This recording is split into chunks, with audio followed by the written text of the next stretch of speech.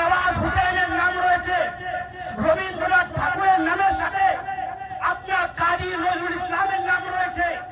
আপনাদেরকে বলতে চাই, যারা মুসলমানদেরকে জিহাদি বলে, যারা মুসলমানদেরকে আতঙ্কবাদী বলে, যারা মুসলমানদেরকে টেররিস্ট বলে, I want to say them, we are Indian, not by choice, but by birth.